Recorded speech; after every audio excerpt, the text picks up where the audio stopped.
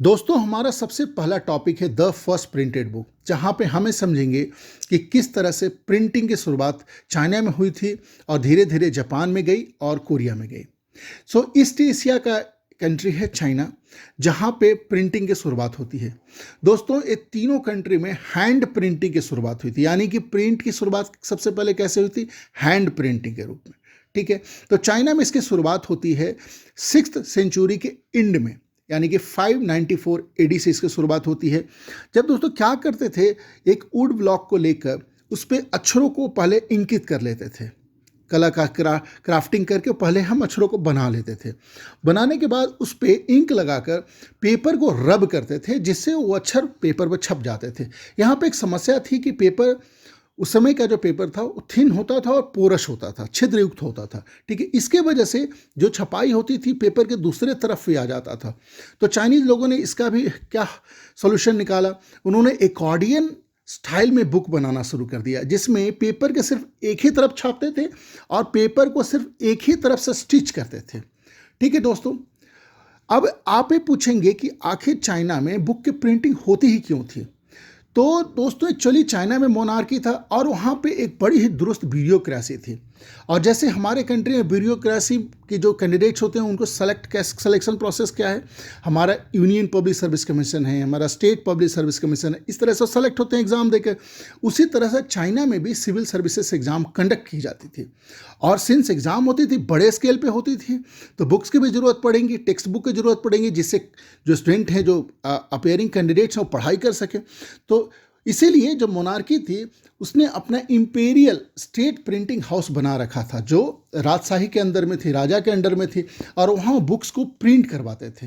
ठीक है दोस्तों, परंतु यूँ क्या हुआ, धीरे धीरे ये जो चाइनीज सिविल सर्विस एग्ज़ाम काफ़ी पॉपुलर होने लगे एंड बाय 16th सेंचुरी काफ़ी ज़्यादा स्टूडेंट्स इसमें पार्टिसिपेट करने लगे। तो अब बुक की ज़्यादा रिक्वायरमेंट होने लगी। ठीक है, ये प्रॉब्लम हुआ।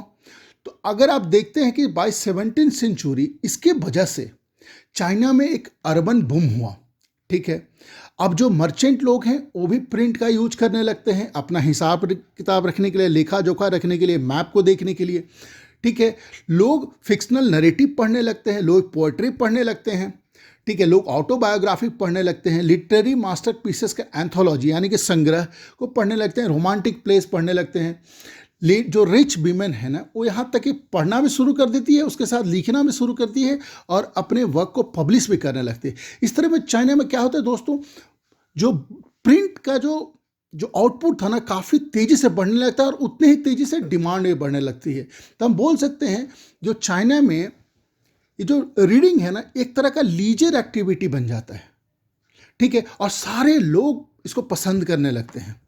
ठीक है फ्रेंड्स, अब देखिएगा कि बाय लेट 19th सेंचुरी, यानी कि 1850 बोलिए 1860s में चाइना में यूरोप से मैकेनिकल प्रेसेस इंपोर्ट की जाने लगी। मैकेनिकल प्रेसेस से क्या होता था, क्या इससे फ़ायदा हुआ? इससे फ़ायदा हुआ, जो रब कर रहे थे अब वो रब करने की ज़रूरत नहीं थी। जो आपका वुड ब्लॉक है उसको मैकेनिकली प्रेस करके पेपर पर प्रिंट किया जाएगा। ठीक है, धीरे धीरे जो वेस्टर्न पावर थे, जो यूरोप वाले जो थे, वो धीरे धीरे चाइना में रश करने लगे।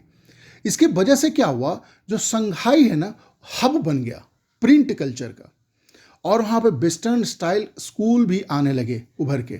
ठीक है, तो अगर आप देखिएगा लेट 19th सेंचुरी के पहले चाइना में क्या होता था, हैंड प्रिंटिंग होता था, और उसके बाद लेट 19th सेंचुरी के बाद क्या होने लगा, मैकेनिकल प्रिंटिंग होने लगा। ठीक है फ्रेंड्स, अब समझिएगा चाइना से जापान में आखिर प्रिंट कैसे गया। तो चाइना से जापान में बौद्ध भिक्षु अपने धर्म का प्रचार करने के लिए, बौद्ध धर्म का प्रचार करने के लिए भिक्षु जाते थे। वो अपने साथ है जो हैंड प्रिंटिंग का टेक्नोलॉजी है उसको लेकर गए। लगभग कब, 768 to 770 एडी के बीच में। अगर आप बोलिएगा कि लेट 8th सेंचुरी, 8वीं सेंचुरी में वो अपने साथ टेक्नोलॉजी लेके गए, और उसकी वजह से ये जो हैंड प्रिंटिंग जो टेक्नोलॉजी थी, वुड ब्लॉक जो को यूज करके किया जाता था, इससे चाइना में, इसे जापान में एक बुक छपा जिसका नाम पता है क्या दोस्तों, आपको याद रखना होगा, बुद्धिस्ट डायमंड सूत्रा।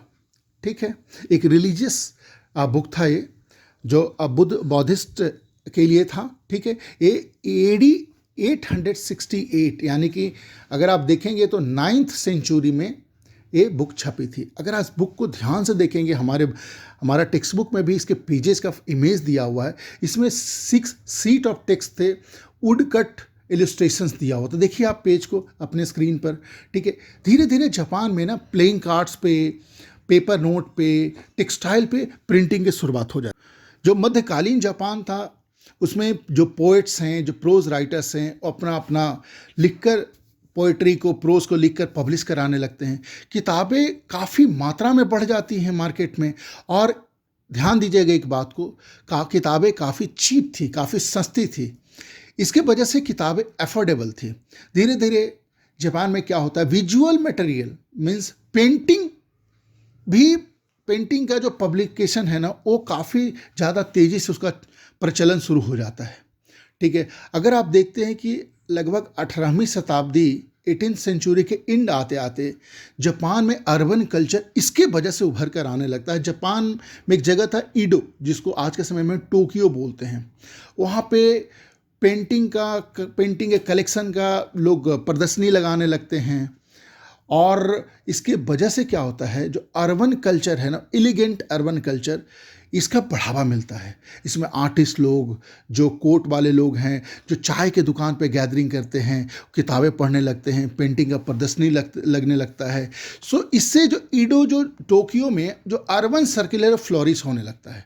आपने देखा किस तरह से चाइना में, संघाई में इसके वजह से एक अर्बन कल्चर उभरा था, उसी तरह से जापान में ईडो में यानी कि टोक्यो में उभरने लगता है, ठीक है दोस्तों। जो लाइब्रेरीज हैं, बुक स्टोर्स हैं, उसमें भर जाते हैं मटेरियल, ठीक है। Books, different kind of book, like books on women, उसमें म्यूजिकल इंस्ट्रूमेंट कैसे आपको बजाना है उसके बारे में किताब, कैलकुलेशंस के बारे में बुक्स, ठीक है। टी सेरेमनी के बारे में बुक, फ्लावर को कैसे अरेंज करना है इसके बारे में किताबें आने लगती हैं। एटिकेट मैनर्स, आपको कैसे बिहेव करना है इसके बारे में बुक्स आने लगती हैं। कुकिंग के बारे में बुक आने लगती हैं। डिफरेंट खाना कैसे पकाएंगे उसके बारे में बुक आने लगती है। फिर जो जापान के जो फेमस प्लेसेस हैं उसके बारे में बुक्स आने लगती है। एक अगर आप इमेज में देखिएगा तो वहाँ पे मॉर्निंग सीन को एक पेंटिंग में डिपिक्ट किया गया है। इस प्रिंट को क्या बोलते हैं, उकियो प्रिंट। ये किसने बनाया है, सनमन कुबो। आपको नाम याद करने की जरूरत नहीं है, परंतु आप यहाँ पे एक चीज़ तो थोड़ा आप कंफ्यूजन में होंगे कि ये उकियो प्रिंट क्या है। करेक्ट दोस्तों। तो अभी हम समझेंगे उकियो प्रिंट क्या है। उकियो प्रिंट की शुरुआत किन्होंने की थी, कितागावा उटामारो ने की थी, ठीक। ये आपको याद रखने की जरूरत है, ठीक है। इनका जन्म 1753 ईडो में हुआ था, यानी कि टोक्यो में हुआ था। इन्हीं के आर्ट को क्या बोला जाता है, उकियो आर्ट। उकियो का मतलब क्या है, इस आर्ट फॉर्म का मतलब क्या है, यानी कि जो ह्यूमन एक्सपीरियंस है, खास करके जो शहर के लोग हैं, उनका जो ह्यूमन एक्सपीरियंस क्या है, उसको एक चित्रकारी के माध्यम से पेपर पर दिखलाते थे, डिपिक्ट करते थे। ऑर्डिनरी ह्यूमन एक्सपीरियंस को, जैसे हम कैसे रात को डर जाते हैं, किस तरह से हम सोचते हैं अपने प्रकृति के बारे में, किस तरह से लगता है कि यहाँ पे भूत है, प्रेत है, ठीक है, बिच हंटिंग, किस तरह से हम सोचते हैं किसी चीज़ के बारे में गहराई से, ठीक है। जो इनका जो प्रिंट का टेक्नोलॉजी था, इसको बोलते हैं, पता है क्या, पिक्चर ऑफ फ्लोटिंग वर्ल्ड। याद रखिएगा, उकियो आर्ट को क्या बोलते हैं, पिक्चर ऑफ फ्लोटिंग वर्ल्ड। यहाँ पर डिपिक्ट क्या की जाती थी, ऑर्डिनरी ह्यूमन एक्सपीरियंस को। इसको वर्ल्ड वाइड एडॉप्ट किया गया, इस उकियो आर्ट को। जैसे एक फेमस आर्टिस्ट थे यूरोप के, मनेट, उन्होंने इसको एडॉप्ट किया। विंसेंट गॉग ने भी एडॉप्ट किया, ठीक है। क्लॉडे मोनेट ने भी एडॉप्ट किया। इसी तरह से दोस्तों चाइना से, ठीक जैसे बुद्ध भिक्षु जो गए थे जापान में, जिससे वहाँ पे एक प्रिंट कल्चर का शुरुआत हुआ, ठीक उसी तरह से कोरिया में भी जब चाइनीज जो बुद्ध भिक्षु थे वहाँ पे गए, और वो अपने साथ जो हैंड प्रिंटिंग की जो टेक्नोलॉजी थी लेके गए। इसकी वजह से कोरिया में भी इसकी शुरुआत हो जाती है। और एक एग्जाम्पल आपको बताते हैं, आपके सामने इमेज में, इसका क्या नाम है, त्रिपिटक कोरियाना। मतलब बेसिकली ये बुद्धिस्ट टेक्स्ट है, त्रिपिटक, ठीक है। ये लगभग 13th century, mid 13th century में बनाई गई थी। यहाँ पे सारे जो बुद्ध जो टेक्स्ट हैं, रिलीजियस टेक्स्ट हैं, उसको रखा गया था, ठीक है। वुड ब्लॉक बेसिकली प्रिंटिंग थी ये, ठीक है। और इसमें लगभग 80,000 वुड ब्लॉक्स को यूज करके इनग्रेविंग की गई थी। आप सोचिए कितनी बड़ी बात थी उस समय। इसलिए 2007 में मेमोरी ऑफ वर्ल्ड रजिस्टर में इसे यूनेस्को ने इसको इंस्क्राइब कर लिया, मतलब इसको इंक्लूड कर लिया। अब दोस्तों हमारा दूसरा टॉपिक क्या है, प्रिंट कम्स टू यूरोप। अब समझिएगा, चाइना से यूरोप और इनफैक्ट इंडिया भी बहुत सारे कंट्रीज कनेक्टेड थे। कैसे? सिल्क रूट से। उसको हम क्या बोलते हैं? Silk route. Basically silk route से, सिल्क का इट मीन्स टेक्सटाइल का, मसालों का, स्पाइसेस का एक्सपोर्ट इंपोर्ट होता था। बेसिकली एक्सपोर्ट होता था यूरोप में। ठीक है, इसी सिल्क रूट के जरिए जो चाइनीज पेपर था वो पहुंच जाता है यूरोप में। ठीक है, अभी समझिएगा, उसी समय चाइना में एक व्यक्ति रह रहे थे, बेसिकली इटली के थे। उनका नाम क्या था? Marco Polo. क्या नाम था? Marco Polo. आपको याद रखना होगा। वो वापस लौटते हैं इटली और अपने साथ क्या लेके जाते हैं? Would block printing technology. ठीक है, पेपर तो पहले ही पहुंच चुका था यूरोप में और वहां पे बताते हैं कि इस तरह से प्रिंटिंग हम कर सकते हैं। ठीक है, परंतु देखिए दोस्तों, जो जो चाइनीज पेपर था वो उतने ज़्यादा स्टैंडर्ड का तो था नहीं। हालांकि मर्चेंट्स के लिए, स्टूडेंट के लिए काफ़ी पॉपुलर था, चीप था। ठीक है, परंतु जो एरिस्टोक्रेटिक सर्कल्स थे, जो राजा महाराजा थे, ठीक है, जो अमीर लोग थे, वो समझते थे कि ये प्रिंटिंग सही नहीं है, हमारे मतलब स्टेटस के लायक नहीं है। तो उन्होंने क्या शुरुआत की? वुड ब्लॉक प्रिंटिंग को यूज़ करके वो वेलम पे प्रिंट करवाने लगे। वेलम का मतलब लेदर, जानवरों का चमड़ा, उस पर प्रिंट कराने लगे। महंगी थी, इससे उनका स्टेटस ही मेंटेन हो रहा था और इनफैक्ट ज़्यादा टिकाऊ थी। आपको सुनकर सरप्राइज होगा दोस्तों, अभी भी ज़रूरत नहीं है हालांकि, परंतु अभी भी इंग्लैंड में जो पार्लियामेंट में उनका कोई भी तरह का कोई नया चीज़ लाया जाता है तो उसका वो लोग वेलम पे भी प्रिंट करवाते हैं। So to keep this thing afresh in memory, वो उसको करते हैं और इससे एक तरह का स्टेटस वो गेन करते हैं। राइट दोस्तों, और जो वेलम पे जो प्रिंट होगी या जो बुक में जो उस समय प्रिंट हो रही थी यूरोप में, उसके बाद जो जो मैन्यूस्क्रिप्ट बनेगी, बेसिकली मैन्यूस्क्रिप्ट बनाते थे और वहाँ पे इसको हाथ से लिखते थे। ठीक है, क्योंकि जो नॉर्मल, आप समझिएगा, उस समय वुड ब्लॉक प्रिंटिंग का उतना ज़्यादा प्रचार प्रसार नहीं हुआ था। पेपर तो चाइना से आ रहा था, जो टेक्नोलॉजी तो चाइना से आई थी, परंतु उस पर क्या किया जाता था? लोगों हाथ से लिखते थे। हाथ से लिखकर फिर उसको चारों तरफ उसको सजाएंगे, जहाँ पे पेंटिंग बनाना वहाँ पेंटिंग बनाएंगे। ठीक है दोस्तों, परंतु ये ध्यान रखिएगा कि ये जो कॉपी करने का काम था ये तो एक्सपेंसिव था ना, महंगा होगा ना, क्योंकि जब हाथ से हम काम करेंगे तो ज़्यादा समय लगेगा, ज़्यादा लेबर लगेगा, इसमें ज़्यादा टाइम कंज्यूमिंग होगा। और जो मैन्युस्क्रिप्ट जो हाथ से लिख के आप बनाइएगा ये थोड़ा फ्रेजाइल भी होगा, जल्दी इसका फटने का चांस रहेगा। और एक तो बड़ा बड़ा बनेगा, बड़ा बड़ा वॉल्यूम बनेगा, तो हैंडल करने में आपको बहुत तकलीफ होगा। आप ज़्यादा दूर दूर जगहों तक इसको लेके नहीं जा सकते। तो ये सबको ध्यान में रखते हुए अब जो मार्को पोलो अपने साथ क्या लाए थे? वुड ब्लॉक प्रिंटिंग का जो टेक्नोलॉजी लाते हैं, ये पॉपुलर होने लगती है।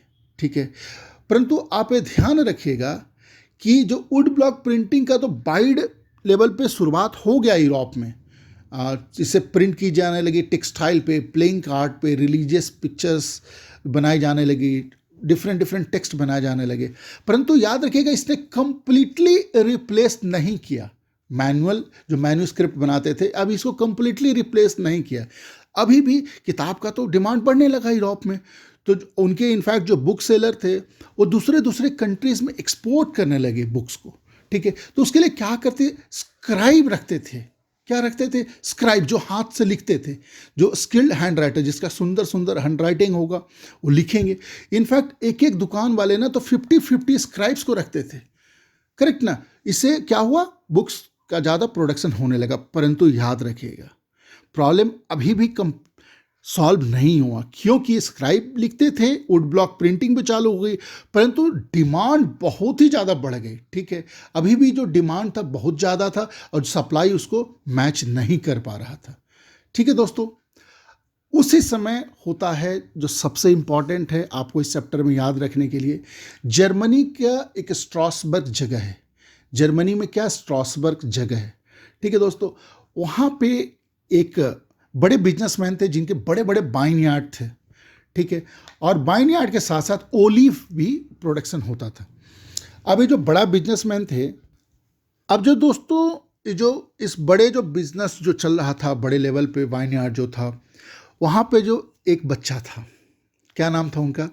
Johan Gutenberg. वो सारे चीज़ों को बचपन से देखते आ रहे थे। किस तरह से वाइन बनाने के लिए जो ग्रेप्स है उसको प्रेसेस में डाल के उससे हम जूस निकालते हैं, किस तरह से ओलिव्स को प्रेस करके ओलिव ऑयल निकालते हैं। अब उनके दिमाग में सब चल रहा था कि आखिर प्रेस काम कैसे करता है, बचपन से इसको देखते आ रहे थे। अब इसके साथ साथ वो एक गोल्ड स्मिथ का भी काम शुरू करते हैं और एक मास्टर पीस बन जाते हैं, मास्टर गोल्ड स्मिथ बन जाते हैं। तो सोचिए दोस्तों, इनको प्रेस का भी नॉलेज हो गया, किस तरह से प्रेस काम कर रही है। दूसरा चीज़, इनको ये भी नॉलेज होगा कि किस तरह से मेटल्स को कट कर करके उसको शेप देते हैं। बस क्या था, ये बन गए जन्मदाता। किसके जन्मदाता बन गए? एक बाई 1448 तक उन्होंने एक परफेक्ट प्रिंटिंग मशीन बना दी, परफेक्ट प्रिंटिंग मशीन बना दी। आप देखिए पिक्चर में ध्यान से, ऊपर स्क्रू है, किस तरह से हैंडल है घुमाने के लिए, किस तरह से प्लेटेन है जहाँ पे रखेंगे जो प्रिंटेबल सरफेस है, और उसके बाद जो वहाँ पे प्लेटिंग के जो ऊपर का हिस्सा होगा वो मेटल का जो आपके लेटर्स हैं उसमें फिट कर दिया जाएगा, उसको प्रेस करेंगे, वो हमारा पेपर प्रेस हो जाएगा। ठीक है दोस्तों, और जो फर्स्ट बुक प्रिंट की गई वो क्या थी? Bible. Around 180 copy, 180 copies print की गई थी। आपको पता है दोस्तों, इसमें 3 साल लगा था इसको प्रिंट करने में, बट उस समय के लिए तो बस ये जन्मदाता थे। ठीक है, परंतु याद रखिएगा, जो न्यू टेक्नोलॉजी जो आई, या जो वुड ब्लॉक प्रिंटिंग जो चल रही थी, जो काफ़ी फेमस थी, धीरे धीरे इटली से पूरे यूरोप में फैल गई थी, इसने कंप्लीटली हैंड प्रिंटिंग का जो सिस्टम था ना, मैन्युस्क्रिप्ट लिखने का, जो स्क्राइब लिखते थे, तो कंप्लीटली रिप्लेस नहीं किया था। अभी भी जो प्रिंट हो रही थी इसके चारों तरफ तो मैन्युस्क्रिप्ट करके थोड़ा थोड़ा बॉर्डर बनाने का ज़रूरत है, कहीं कहीं जो स्पेस बीच में बच जाएगा वहाँ पे कुछ पेंटिंग बनाने का ज़रूरत है। तो अभी भी हाथों से एक काम किया जा रहा था, कलाकारी की जा रही थी। जिनके हैंडराइटिंग अच्छा होगा, जिनका पेंटिंग अच्छा होगा, एक करते थे। अब देखिएगा दोस्तों कि जो 1450 से लेके 1550 का जो दौर है, इसमें यूरोप के मैक्सिमम कंट्रीज में प्रिंटिंग प्रेस एस्टैब्लिश हो जाते हैं। ये जो जर्मनी से जो प्रिंट था, प्रिंट का जो टेक्नोलॉजी जो गुटेनबर्ग ने लाया, ये यूरोप के बाकी दूसरों देशों में भी फैल जाते हैं। ठीक है, और प्रेसेस, नए नए प्रिंटिंग प्रेसेस स्टार्ट हो जाते हैं। अगर आप देखिएगा कि 1450 की अगर बात करें तो उसमें लगभग 20 मिलियन इनका आउटपुट था, 20 मिलियन। ठीक है, और अगर जस्ट 100 साल के बाद देखिएगा तो 200 मिलियन आउटपुट हो जाता है पूरे यूरोप में। सो ये जो शिफ्ट था from hand printing to material mechanical printing, इसी को हम क्या बोलते हैं? Print revolution. ये जो ज़्यादा पैमाने पे जो प्रिंट होने लगा, इसी को हम क्या बोलते हैं? Print revolution. दोस्तों, अब हमारा जो अगला टॉपिक है उसका नाम है अ न्यू रीडिंग पब्लिक। अब समझिएगा दोस्तों, ये जो प्रिंट के जो टेक्नोलॉजी जो रेवोल्यूशन हुआ था, उसके पहले क्या था? अगर कॉमन लोगों की बात करें तो ज़्यादातर वो अनपढ़ थे, वो किताबें तो खरीद नहीं सकते थे, वो एफर्ड नहीं कर सकते थे। तो जो कॉमन लोग थे वो क्या था, वो ओरल कल्चर में रहते थे, ओरल कल्चर के दुनिया में, जहाँ पे जो उनके यहाँ जो पढ़े लिखे लोग होंगे या जो कुछ एलिट परिवार से रिलेटेड लोग होंगे, उस बुक को पढ़ेंगे, रीड आउट करेंगे, बैलाड्स को रिसाइट करेंगे, उसके पीछे पीछे बाकी लोग दोहराएंगे, फॉकटेल्स को नरेट करेंगे। तो जो नॉलेज था वो क्या होता था? ओरली ट्रांसफर होता था। ठीक है, और जो लोग थे ना, वो कलेक्टिवली स्टोरी को सुनते थे, चाहे वो परफॉर्मेंस देखते थे, नाटक देखते थे, नुक्कड़ नाटक देखेंगे, और उससे नॉलेज का ट्रांसफ़र होता था। ठीक है, अब जो एलीट लोग थे वो तो पढ़े लिखे लोग थे, वो तो किताबें खरीद सकते थे। ठीक है, ये जो कॉमन लोग थे, बेसिकली जो टैबरेन, जो आपके बुक में लिखा हुआ है, टाउन्स में जो टैबरेन रहेंगी, वहाँ पे एक आदमी, वो कोई या तो चाय का होगा या वहाँ पे ड्रिंक पी जाएगी, वहाँ पे एक आदमी जो बैलाड है उसको रिसाइट करेंगे, या जो रिलीजियस जो बुक्स हैं उसको पढ़ेंगे, अब बाकी लोग उसको सुनेंगे या ताली बजाएंगे और अपने घर में बाकी लोगों को बताएंगे। इस तरह से क्या होती थी? नॉलेज ओरली ट्रांसफ़र की जा रही थी। परंतु ये जो प्रिंट रेवोल्यूशन आया, इसकी वजह से क्या हुआ? अब जो कॉमन लोग भी किताबों को खरीद सकते थे, अफोर्ड कर सकते थे, क्योंकि वाइडली अवेलेबल हो गई थी और इसकी कीमत घट गई थी। अब एक समझिएगा, इसके वजह से a new reading public emerged. जो लोग जो ओरल कल्चर, जो सुनने और सुनाने के सिस्टम पर डिपेंड थे, उससे नॉलेज को गेन कर रहे थे या ट्रांसफ़र कर रहे थे, अब वो अपने से ही किताबों को पढ़ना शुरू कर देते हैं। तो क्या होता है? A new reading public emerged. ठीक है। और इससे जो गैप था ना ओरल एंड रीडिंग कल्चर का, ये जो गैप था, गैप का खात्मा हो जाता है, लगभग गैप घट जाती है। अब सब लोग के पास अवेलेबिलिटी थी बुक की, सब लोग पढ़ते थे। जो ओरली जो ट्रांसमिट हो रही थी वो खुद ही पढ़ सकते थे। एक बात आप ध्यान रखिएगा यहाँ पे, जो चीज़ कोई हमें सुना रहा है हम लोग बस बोले वाह वाह वाह वाह, परंतु हो सके कि आपको पढ़ कुछ और रहा है, सुना कुछ और रहा है, आपको इम्प्रेस करने के चक्कर में, या आपको कुछ गलत मैसेज देना चाहता हो और आप तो बोलेंगे यही लिखा हुआ है तो ये तो सही बोल रहा होगा। तो ये चीज़ें खत्म हुई, राइट। ये जो प्रिंट जो रेवोल्यूशन आया इसके वजह से अभी तो आपने देख लिया कि किस तरह से जो गैप था एलीट लोगों का, कॉमन लोगों का, ये ब्लर हो जाता है। अब एक न्यू रीडिंग पब्लिक इमर्ज होती है। अब प्रिंट रेवोल्यूशन की वजह से समझिएगा कि जो आइडियाज़ है इसका भी वाइड सर्कुलेशन होने लगता है, ठीक है। अब जो नई दुनिया थी, अब इस नई दुनिया में एक दौर आता है डिबेट एंड डिस्कशन का, ठीक है। इससे क्या होता है, जो इलीट लोग हैं, जो चर्च पे जो कंट्रोल रखते थे, जो राजा महाराजा थे, इनके दिमाग में डर समा गया कि अगर कंट्रोल हमने नहीं किया, प्रिंट को हमने कंट्रोल नहीं किया, तो उससे rebellious and E religious thought spread होने लगेगा। उनको पता था कि अब स्प्रेड होने में कोई ज़्यादा वक्त नहीं लगेगा। अगर किसी ने छापा तो आराम से, अब सस्ता है, चीप है, वाइडली अवेलेबल है, लोग पढ़ना सीख चुके हैं, तो अब धीरे धीरे फटाक से स्प्रेड हो जाएगा। हालांकि आप ये समझिए कि उनका डर सही था, ठीक है। उसी के समय 1517 में मार्टिन लूथर नामक जर्मनी में, ठीक है, आपको मैं यहाँ पे एक एडवाइस देता हूँ कि आपने मार्टिन लूथर और मार्टिन लूथर किंग में कंफ्यूज नहीं होना है। मार्टिन लूथर किंग यूएसए के थे, जो सिविल राइट्स मूवमेंट से एसोसिएटेड थे, और मार्टिन लूथर जो हैं जर्मनी के धर्म सुधारक के लिए फेमस है, धर्म सुधार आंदोलन के लिए, ठीक है।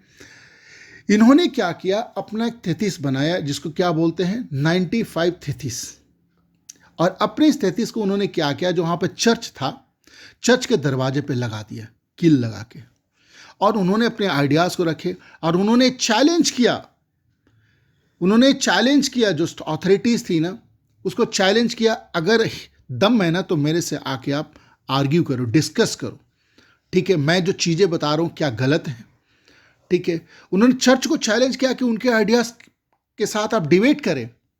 और जो मार्टिन लूथर का जो थीसिस था, जो राइटिंग था, इमीडिएटली वास्ट नंबर में रिप्रोड्यूस हो गई, ठीक है, वास्ट नंबर में प्रिंट हुई। अब बहुत सारे लोग इसको पढ़ना शुरू कर दिए। इससे क्या होता है, चर्च में ही एक डिवीजन हो जाता है, ठीक है। वो डिवीजन को हम क्या बोलते हैं, इसी डिवीजन को बोलते हैं प्रोटेस्टेंट रिफॉर्मेशन, ठीक है। और यहीं पे जो डिवीजन हुआ, क्या हुआ, एक हो गए कैथोलिक और एक हो गए प्रोटेस्टेंट। यानी कि जो कैथोलिक हैं, कैथोलिक वो लोग हैं जो कट्टरवादी, जो ऑर्थोडॉक्स, जो क्रिश्चियनिटी है उसमें विश्वास रखते हैं, ठीक है। अब प्रोटेस्टेंट वाले कौन हैं, जो थोड़ा लिबरल हुए, उनके लिए कोई एकदम टाइट रूल नहीं है कि आप संडे को मास के लिए जाना ही जाना है, आपको जब मौका मिलेगा तब भगवान को याद करना है, प्रोटेस्टेंट में, ठीक है। तो कुल मिला के ये मार्टिन लूथर ने अपना आइडियाज़ रखा, कब रखा, 1517, ठीक है। ये आपको याद रखने का ज़रूरत हो गया। मार्टिन लूथर ने क्या किया, जो न्यू टेस्टामेंट है इसको ट्रांसलेट करवाया।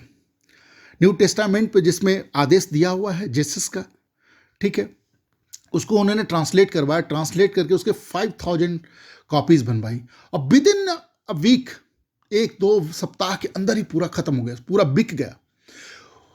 यानी कि आप समझिए कि उसका सेकेंड एडिशन में आया विद इन 3 मंथ। तो आप समझिए कि किस तरह से प्रिंट रेवोल्यूशन ने किस तरह से आइडियाज़ को स्प्रेड होने में मदद किया, और एक न्यू रीडिंग पब्लिक को इमर्ज करवाया, जो पढ़ सकता था, समझ सकता था, जो ओल्ड, जो स्टैब्लिश्ड जो चीज़ें थी उसको चैलेंज कर सकता था, उसको डिबेट कर सकता था। यहाँ पे आप अपने स्क्रीन पे एक इमेज देख सकते हैं, एक पेंटिंग है जिसको जेवी स्ले ने बनाया है 1739। उस ध्यान से अगर आप इमेज को देखिएगा तो उस इमेज में एक जगह पे नजर आएंगे आपको गटेनबर्ग। उन्होंने क्या इस इमेज में दिखलाया कि किस तरह से हेवन से गॉड ने प्रिंट टेक्नोलॉजी को हमारे लिए भेजा, उन्होंने दर्शाया इस पेंटिंग में। इसीलिए तो बोला जाता है कि printing is the ultimate gift of the God and the greatest one. सबसे बड़ा आज तक का गिफ्ट गॉड का क्या है? वो है प्रिंटिंग। ठीक है, ठीक है। अब हम अगला टॉपिक समझते हैं, क्या है? Print and dissent. डर तो था ही, अभी आपने देखा ही, डर तो था ही। ऑर्थोडॉक्सी के दिमाग में तो डर चल ही रहा था कि कहीं ई रिलीजियस आइडियाज स्प्रेड ना हो, अगर सैंक्शन ना हो, और हुआ भी ऐसे ही। Print and popular religious literature ने क्या किया? स्टिमुलेट करना चालू किया डिफरेंट इंडिविजुअल के इंटरप्रिटेशन को, उनके अपने फेथ को। ठीक है दोस्तों, ये जो डर था ना, उसको किस तरह से डेसिडेरियस इरास्मस ने अपने एक बुक एडेजेस में लिखा है। वो बोलते हैं कि ये जो बुक्स हैं, जो किताबों की दुनिया है, वो दुनिया के किस कोने में नहीं पहुंच सकती हैं। वो बताते हैं कि पहुंच रही है तो कोई प्रॉब्लम नहीं है, परंतु प्रॉब्लम तब है जब stupid, ignorant, raving, slanderous, irreligious and the seditious जो बुक हैं, इनका नंबर इतना बढ़ जाएगा, जो वैल्यूएबल पब्लिकेशन है उसका ही वैल्यू खत्म हो जाएगा। उनको ये डर है इस बात का कि जो स्कॉलर्स हैं, इनका जो काम है उसको ये हर्ट करेंगे, और सोसाइटी में ये एक ऐसा आइडिया फैलाएंगे जो इरैशनल है, जो इरिलीजियस है। और उनका डर तो जायज था। उस समय का आप एग्जाम्पल के रूप में देखिए, इटली में एक मिलर थे, मिल में काम करते थे, मिल वर्कर थे। क्या नाम था इनको? मेनाचियो। मेनाचियो क्या करते हैं? जो उनके लोकेलिटी में किताबें अवेलेबल हैं उसको पढ़ने लगते हैं। ठीक है, बुक्स पहुंच रही थी। अब कुछ बुक्स स्टैंडर्ड बुक्स होती हैं, हो सकती हैं, कुछ स्टैंडर्ड बुक नहीं हो सकती हैं। ठीक है, तो शायद अपने लोकेलिटी में उन्होंने नॉन स्टैंडर्ड बुक पढ़ी, या उतना ज़्यादा इनका समझदारी नहीं था। ये बाइबिल के मैसेजेस को अपने तरह से रीइंटरप्रेट कर लेते हैं। ठीक है, और जो गॉड का जो व्यू है ना, उसको अपने तरीके से फॉर्मुलेट करते हैं। इससे क्या होता है, जो रोमन कैथोलिक चर्च है, इसको बहुत धक्का लगता है। ठीक है, उनको बुलाते हैं, समझाते बुझाते हैं, इनको डांट डपट करते हैं, 2 बार बुलाया जाता है, बट वो सुनते नहीं हैं। फाइनली इनको एग्जीक्यूट किया जाता है। देखिए, एक इमेज में दिखलाया गया है जो डर है। इस इमेज में, इसकी इमेज का क्या नाम है? द मकबरे डांस। इसमें ये दिखलाया गया है कि किस तरह से प्रिंट हाउसेज में भूत प्रेत नाच रहे हैं, किस तरह से ई रिलीजियस थॉट वहाँ से उभर के आ रही हैं, लोगों तक फैल रही हैं। फाइनली जो रोमन कैथोलिक चर्च थी, सारे ट्रबल को देखते हुए, जो पॉपुलर रीडिंग जो हो रही थी, और उसके वजह से जो क्वेश्चन की जा रही थी, जो सेट फेथ है उसको क्वेश्चन की जा रही थी, इसके देखते हुए उन्होंने क्या किया? एक इंडेक्स बनाया। कब बनाया? 1558 में, इंडेक्स ऑफ प्रोहिबिटेड बुक, यानी कि ए बुक पढ़ी नहीं जाएंगी, सर्कुलेट नहीं की जाएंगी और प्रिंट नहीं की जाएगी। कुल मिला के जो रोमन कैथोलिक चर्च है क्या लेके आती है? सेंसरशिप। ठीक है दोस्तों, आप सबसे मेरा आग्रह है कि अगर आप इस चैनल पर नए हैं तो प्लीज़ इस चैनल को सब्सक्राइब कीजिए। ठीक है, मैं बहुत मेहनत करता हूं दोस्तों, और आप इस वीडियो के अंत तक बने रहिए। दोस्तों, अब हमारा जो टॉपिक है क्या है? द रीडिंग मैनिया, यानी पढ़ने का पागलपन। अगर आप देखिएगा, 17वीं से 18वीं सेंचुरी के बीच में यूरोप के मैक्सिमम पार्ट्स में लिटरेसी रेट ऊपर हो जाती है। इसका एक और रीजन क्या रहता है? जो डिफरेंट डिनोमिनेशन के जो चर्चेज हैं, वो अपने अपना चर्चेज और उसमें एक स्कूल, विलेजेस में जाकर, पीजेंट्स लोगों के बीच में जाकर अपना अपना नया स्कूल खोलने लगते हैं। इससे क्या होता है? पीजेंट लोगों में, आर्टिसंस लोगों में लिटरेसी रेट काफ़ी हाई हो जाती है। इनफैक्ट अगर आप देखिएगा 18वीं शताब्दी के एंड तक, by end of 18th century, Europe के कुछ हिस्सों में तो लिटरेसी रेट इनफैक्ट 60 to 80% पहुंच जाती है।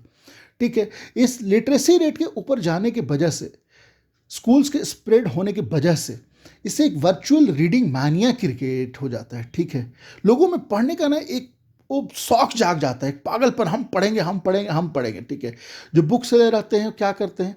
पेडलर के माध्यम से, यानी साइकिल से, ठेला से, ठीक है, कार्ट से, वो दूर दूर दराज क्षेत्रों में भी, गांव में भी, रूरल एरियाज में भी, वहाँ अपना बुक्स को सेल करने लगते हैं। ठीक है, अल्मानेक पब्लिश होती है। अल्मानेक बेसिकली क्या है? कैलेंडर। ठीक है, जिसमें कौन सा फेस्टिवल कब है ये सब लिखी हुई रहेंगी। जो बैलेट्स हैं, लिरिकल बैलेट्स हैं, वो छपने लगती हैं, यहाँ जो लिरिक्स जो हो गए। ठीक है, फॉकटेल्स छपने लगती हैं। ब्लू बुक एक फेमस हुई थी, ब्लू कलर की थी, बिलोथो की ब्लू उसको बोलते थे। पेनी चैप बुक। ठीक है, पेनी चैप बुक क्या थी? छोटी छोटी किताबें जो आप आराम से पॉकेट में रख सकते हो, और ज़्यादा पन्ने की नहीं होगी। ठीक है, और बहुत कम पैसे में मिलेगी, इसीलिए नाम इसका क्या था? पेनी चैप बुक। ठीक है, ये जो चैप बुक होते थे 8 पेडलर्स लोग ले आके बेचने लगते हैं।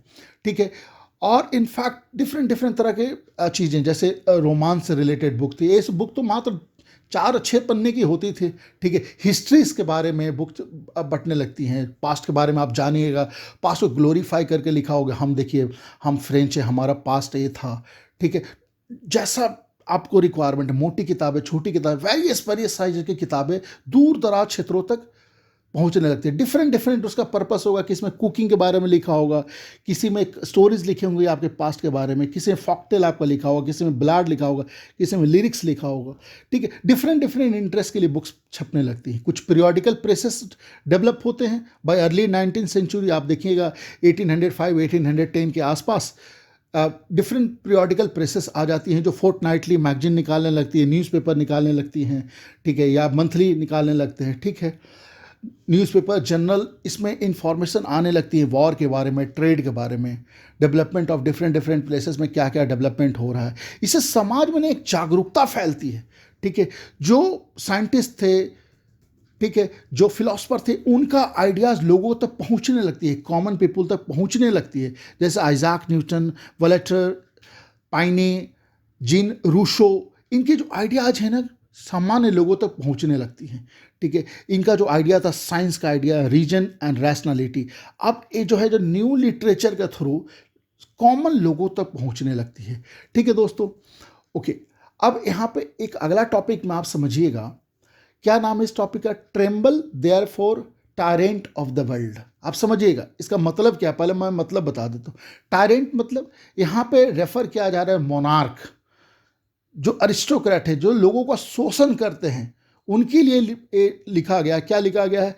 आप लोग थरथराना शुरू कर दो, क्योंकि जो आइडियाज़ थे लोगों तक पहुंचने लगे, अब लोग सब जागरूक होने लगे, ठीक है। तो अगर आप देखिएगा मिड 18th सेंचुरी तक एक कॉमन कन्विक्शन बन गया था, लोगों के बीच में एक सोच आ गई थी कि जो बुक्स की वजह से जो स्प्रेड हो रहा है, जो आइडिया जो स्प्रेड हो रहे हैं, साइंस स्प्रेड हो रहा है, फिलॉसफी स्प्रेड हो रहा है, रीजन स्प्रेड हो रहा है, इससे लोगों के बीच में इनलाइटनमेंट आ रही है, ठीक है। लोग इनलाइट हो रहे हैं, ठीक है।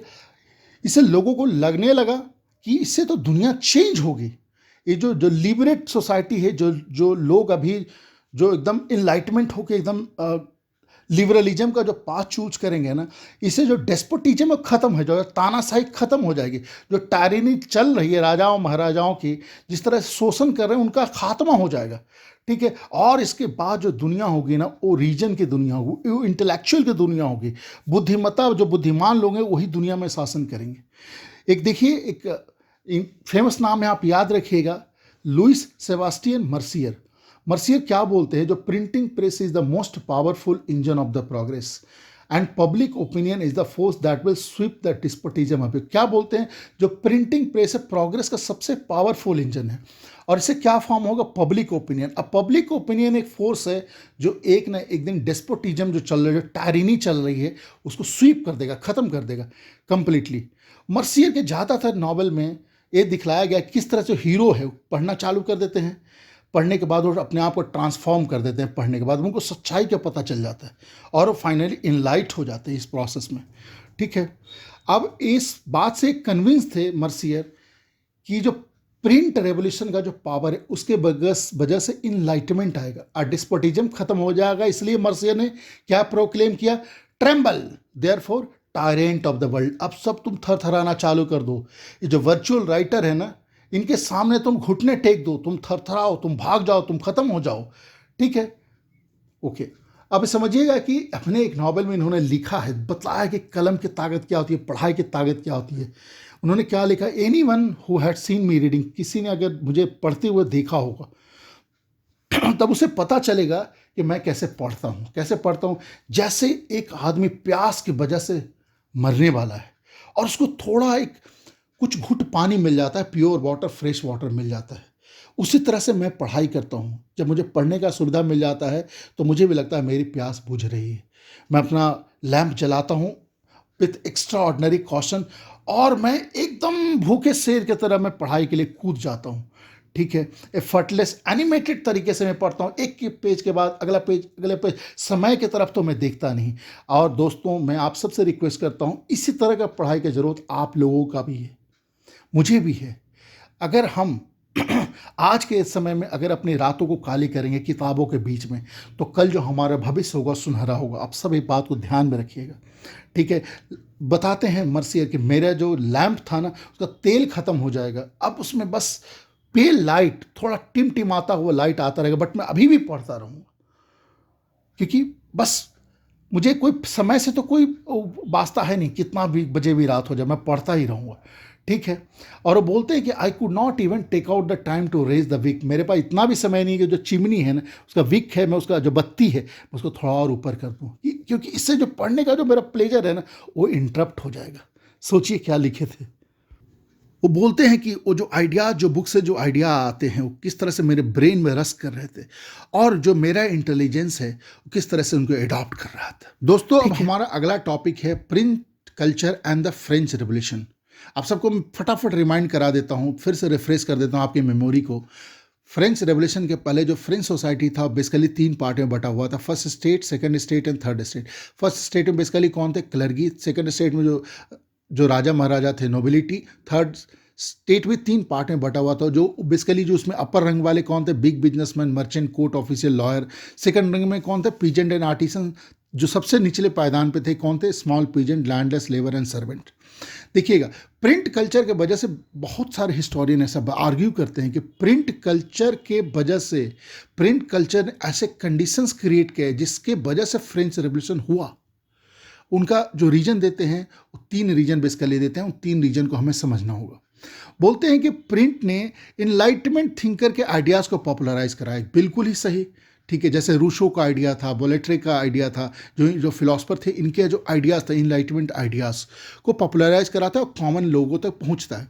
ये हिस्टोरियन आर्ग्यू करते हैं कि अब इसके वजह से क्या हुआ, जो रूल ऑफ रीजन, ठीक है, ये कस्टम का जगह ले लेती है। जो पहले सदियों से चलती आ रही थी उसको ये हटाती है। अब रीजन होगा, आपको डिबेट करना होगा, जो सही होगा वही अभी राज करेगा, ठीक है। और इससे डिमांड किया जाता है कि देखिए भैया, आपको जज ऐसे नहीं करना जो चलता आ रहा है सदियों से वही सही है।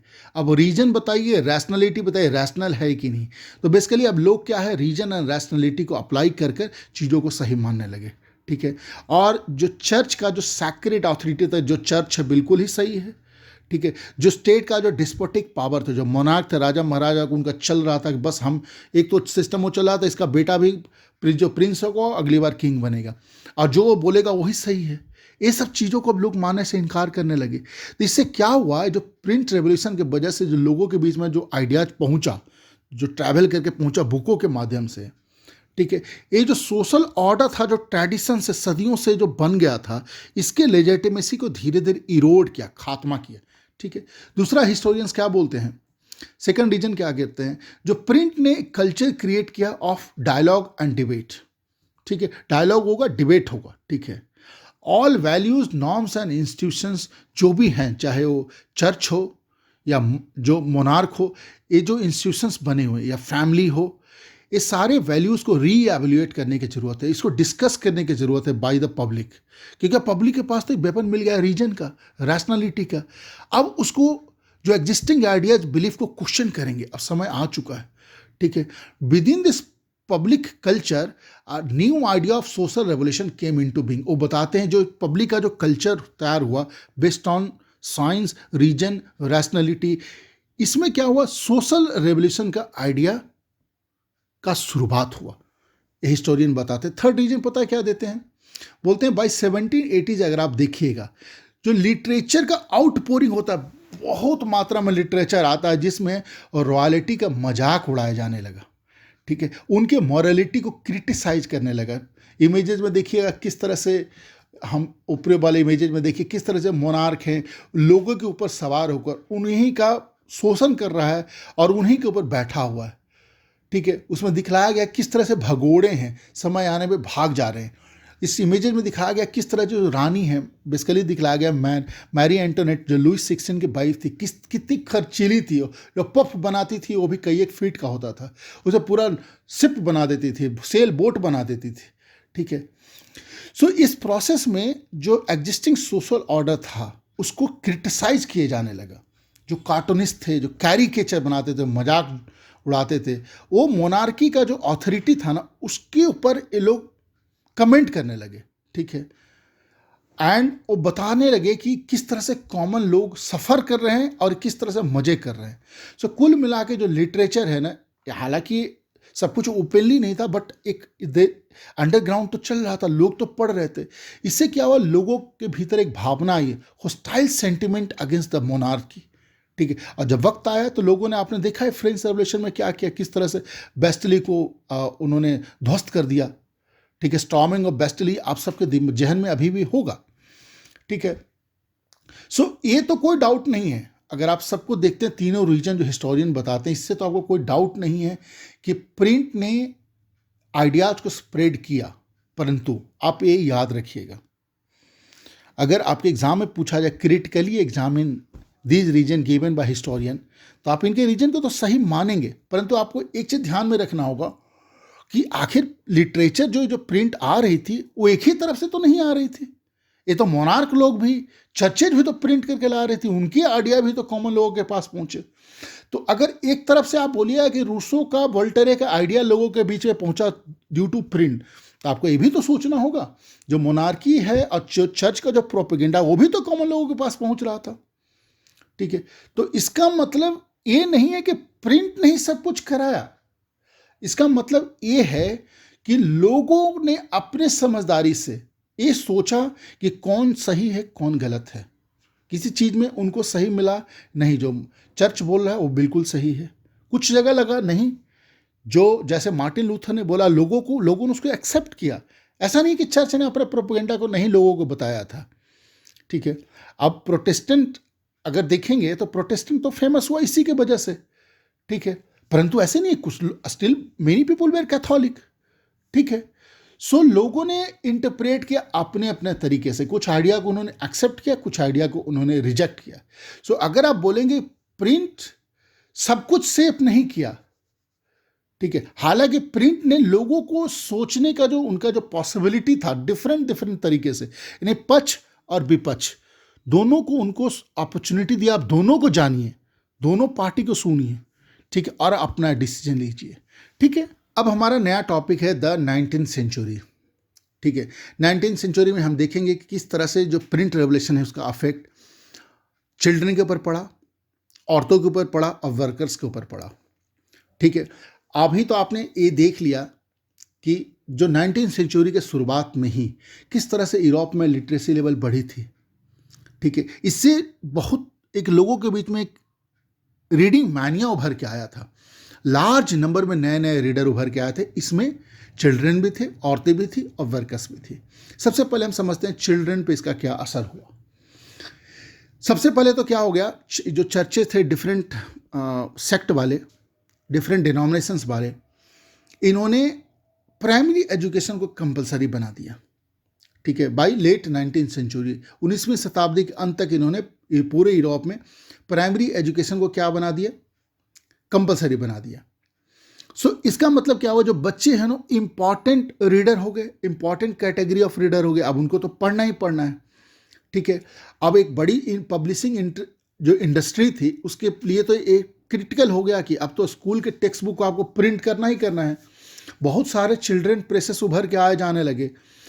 फ्रांस में आप देखिएगा कि डिबॉटेड एक प्रिंटिंग प्रेस आया, सिर्फ बच्चों के लिए पब्लिश करता था, 1857 में उभर के आया। ठीक है, ये नए नए किताबें छापने लगे, जो ओल्ड फेरी टेल्स थे उसको उसका संग्रह बना के छापने लगे, फॉक टेल्स को छापने लगे। ठीक है, जर्मनी में आपको याद होगा इस हिस्ट्री का, अगर जो फर्स्ट चैप्टर पढ़िएगा उसमें जो ग्रिम ब्रदर्स हैं जर्मनी में किस तरह से बहुत साल बिताते हैं और घर घर जाके, गांव घर जाकर जो पुरानी पौराणिक कथाएं होती हैं उसका संग्रह करते हैं, संग्रह करके फिर उसको लोगों को बताते हैं दोनों भाई मिलकर। ठीक है, जो इनके ग्रिम फेरी टेल अभी भी फेमस किताब है। ठीक है, और उसको पब्लिश कराते हैं 1812 में। और ये जो इंडस्ट्री थी, प्रिंटिंग पब्लिशिंग इंडस्ट्री थी, इनके लिए एक इम्पॉर्टेंट एक और इनके ऊपर जिम्मेदारी थी कि जो बच्चे की जो किताबें होंगी, जो बच्चों के लिए चीज़ होंगी, उसमें कुछ वल्गर नहीं छपना चाहिए। ठीक है, या जो एलिट्स हैं उनको जो चीज़ें सही नहीं लग रही हैं, वल्गर है, उसको हटाना होगा, क्योंकि they may be unsuitable for children. तो ये उनको ध्यान रखना था। ठीक है, तो जो रूरल रूरल फॉक टेल्स थे, जो गांव का जो कहानी, उसको एक नया रूप मिला। अब शहरों में भी लोग उसको पढ़ने लगे, और जो शहर की चीज़ें थी उसको गांव में भी लोग पढ़ने लगे। इस तरह से जो प्रिंट ने एक चेंजेस लाया, एक क्रांति लाई। अब अगला हम समझते हैं औरतें के ऊपर क्या असर हुआ। औरतें एक इम्पॉर्टेंट रीडर थी, इम्पॉर्टेंट राइटर भी थी, पढ़ती भी थी, छापती भी थी। पेनी मैगजीन, छोटी छोटी मैगजीन्स जो वो अपना किटी पार्टी वगैरह में पढ़ेंगी, लोगों वो एक दूसरे पढ़ेंगे, दूसरा हा हा हा करेंगे, उसको समझेंगे, ठीक है। पेनी मैगजीन्स उभर के आने लगी, ठीक है। इनमें कैसे बिहेव करना है, कैसे हाउस कीपिंग करनी है, ठीक है। नॉवेल्स उभर भर के आने लगी विमेंस के लिए, विमेंस को टारगेट करते हुए। कुछ विमेंस फेमस नॉवेलिस्ट भी आई उभर के, जैसे Jane Austen, Brontë sisters, George Eliot, ठीक है, जॉर्ज इलियट, सॉरी, ठीक है। सो इनका जो राइटिंग है ना, इनके राइटिंग में एक नया टाइप के विमेन को डिफाइन किया गया। क्या डिफाइन किया गया?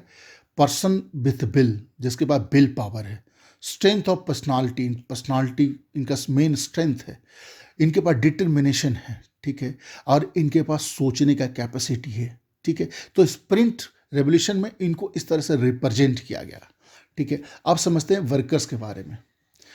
बहुत सारे लाइब्रेरीज थी जो लेंड करती थी, किताबों को रेंट पे देती थी, करेक्ट।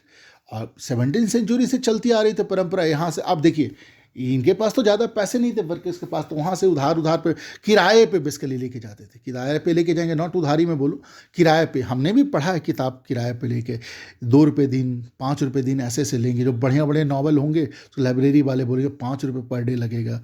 छोटी छोटी जो किताबें वो 1 रुपये एक दिन का लगेगा, ठीक है। इंग्लैंड में इस तरह के कई एक लाइब्रेरी उभर के आए, जो बेसिकली इंस्ट्रूमेंटल्स थे, जो वाइट कॉलर जो वर्कर्स थे, हालांकि उनके पास किताब खरीदने के ज़्यादा पैसे नहीं थे, जो गाँव से आए थे, जो इंडस्ट्रियल रेवोल्यूशन हुआ था उसमें वो काम करने आए थे शहरों में, जो आर्टिसंस थे, लोअर मिडिल क्लास के जो लोग थे, वो उसे पढ़ने लगे, ठीक है। ये जो सेल्फ एजुकेटेड वर्किंग क्लास है ना, they also started writing about themself, अपने बारे में लिखने लगे, ठीक है। अब देखिएगा, जैसे जैसे धीरे धीरे, पहले तो वर्किंग आवर बहुत लंबा होता था, 12 घंटे 14 घंटे का, तब तो उनके पास ज़्यादा नहीं समय था, परंतु धीरे धीरे वर्किंग आवर भी घटाया जाने लगा, ठीक है ना।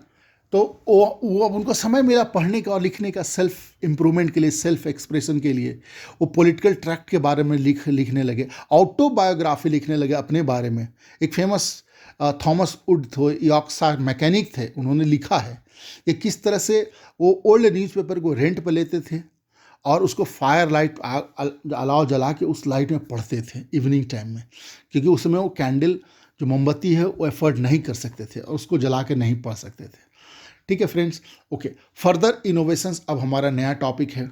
बाय लेट 18th सेंचुरी, अब जो प्रेस है ना, मेटल से बनने लगी। पहले तो सब वुड ब्लॉक पे ही चल रहा था, लकड़ी पे ही चल रहा था, ठीक है। और 19th सेंचुरी में ही फर्दर इनोवेशन होने लगे प्रिंटिंग टेक्नोलॉजी में। एक इनोवेशन है, इंपॉर्टेंट इनोवेशन, रिचर्ड एम होए ऑफ न्यूयॉर्क एक पावर ड्रिवन सिलिंड्रिकल प्रेस बनाते हैं, जिसमें 1 घंटे में 8000 शीट्स प्रिंट हो सकती थी। तो इसका यूज़ कहाँ होने लगा? प्रिंटिंग न्यूज़पेपर इससे प्रिंट होने लगी।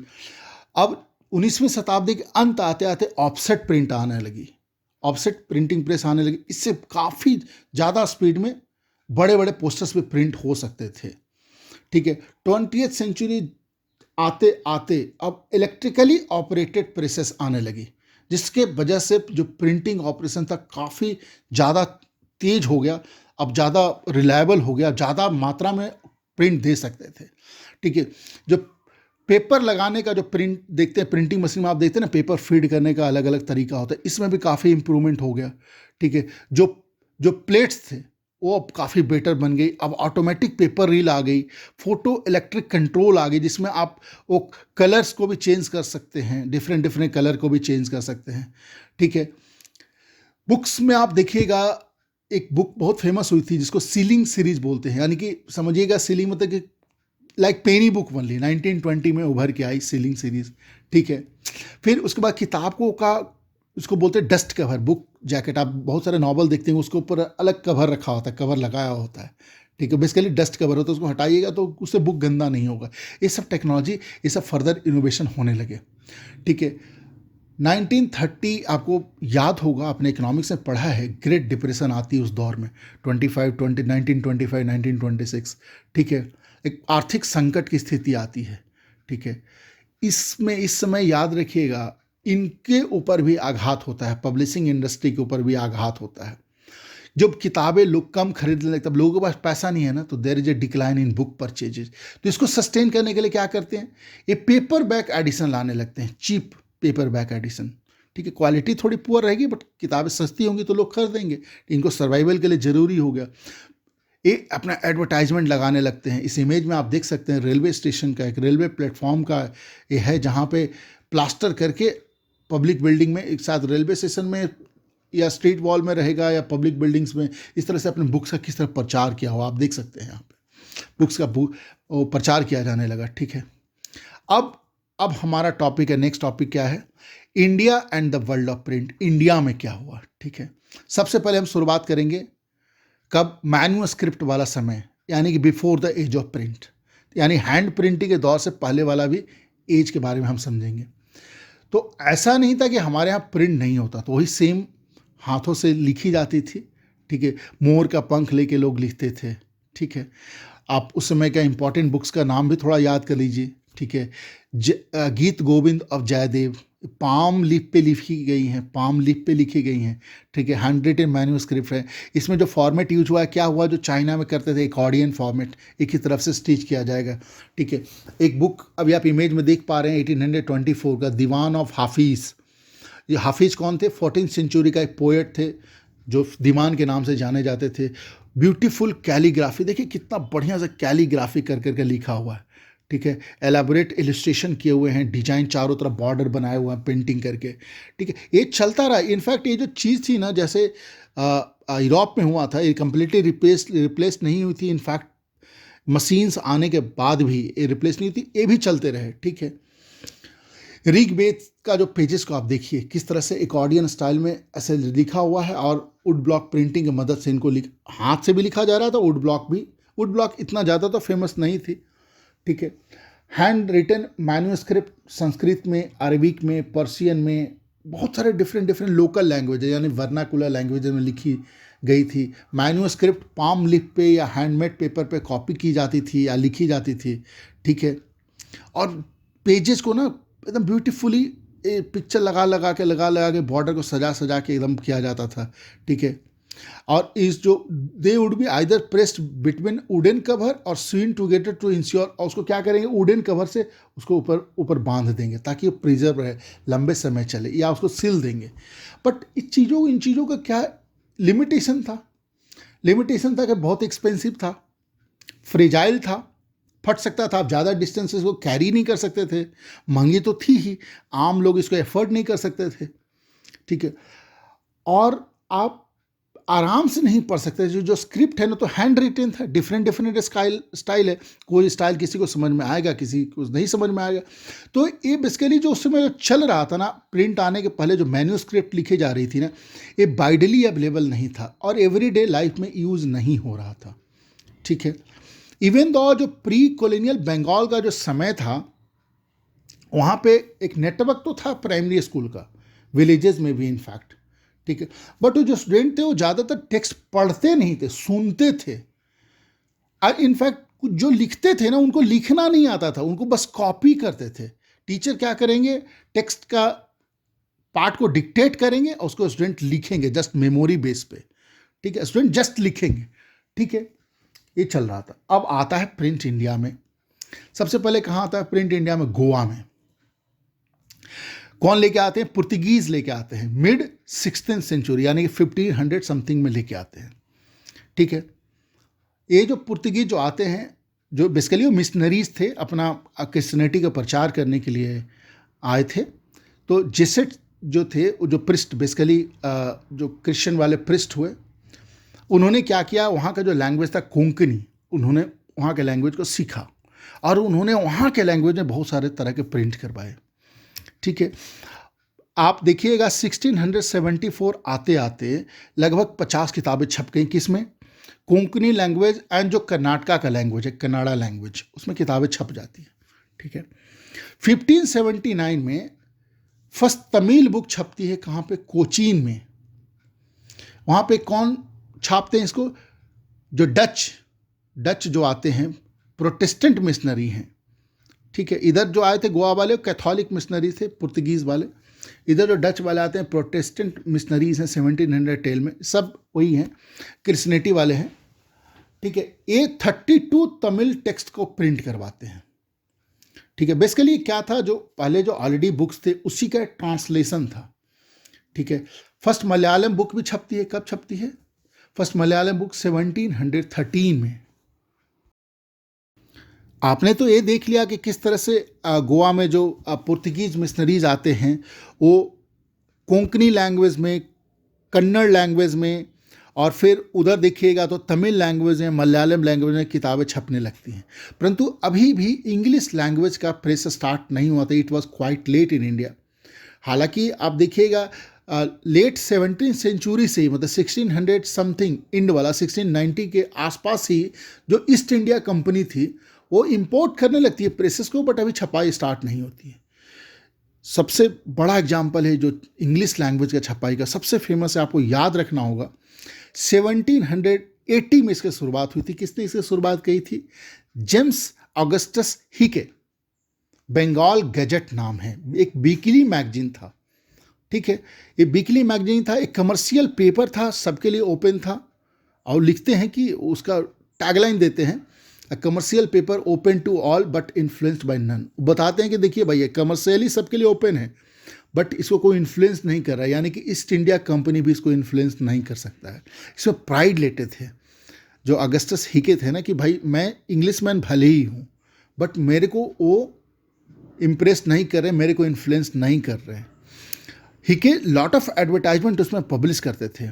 उसके साथ साथ ये भी लिखते थे import and export of, import हो गया, सेल हो गया, स्लेब्स का, सब लिखते थे, क्रिटिसाइज भी करते थे, ठीक है। जो कंपनी का जो सीनियर ऑफिशियल्स थे ना, उनके बारे में गॉसिप भी चलती थी उनके पब्लिकेशन में, मतलब कि वो कैसे करप्ट हैं, क्या क्या कहाँ पे किस किंग से पैसे ले रहे हैं, क्या कर रहे हैं, ये सभी वो छापते थे। इसके लिए वॉरेन हेस्टिंग्स जो उस समय जो गवर्नर थे, उन्होंने उनको प्रोसिक्यूट किया, बुलाया, बोला ये सब बंद कीजिए, ठीक है।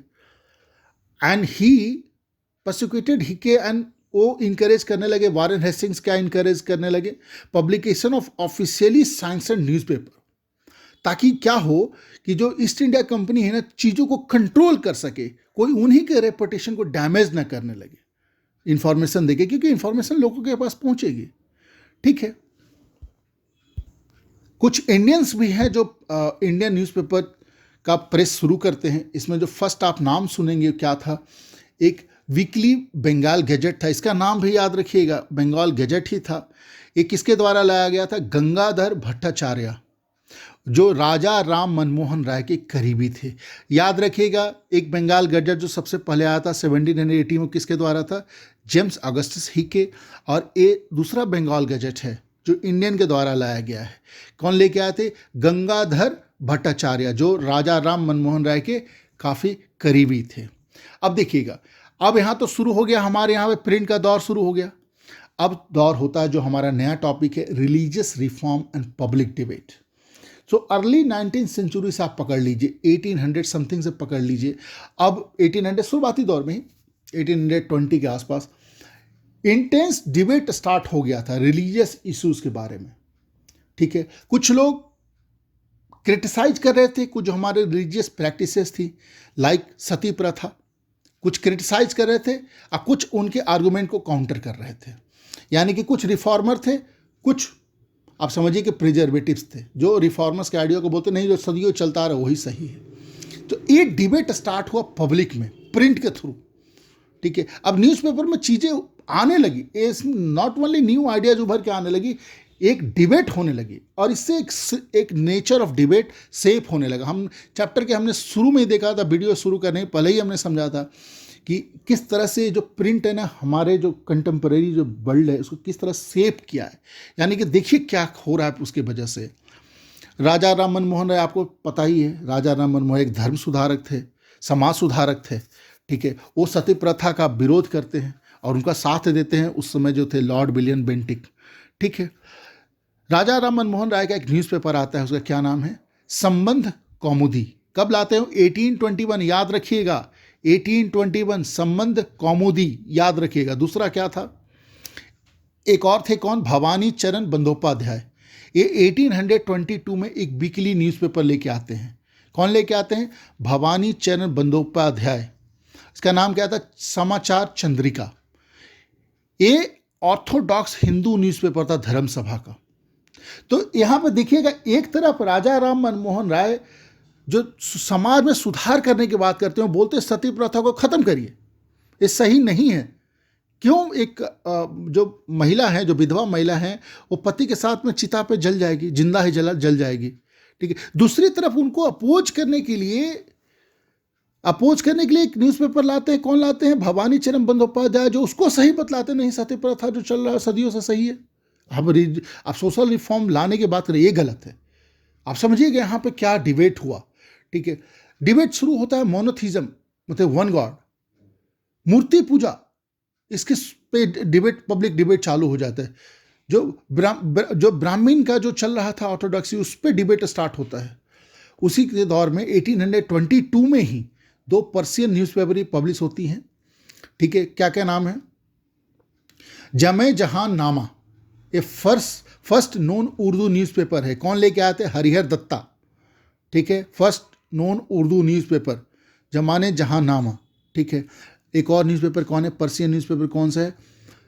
शमसुल अखबार। कौन लेके आते हैं? मनसुख हरसुख राय, मुंशी हरसुख राय।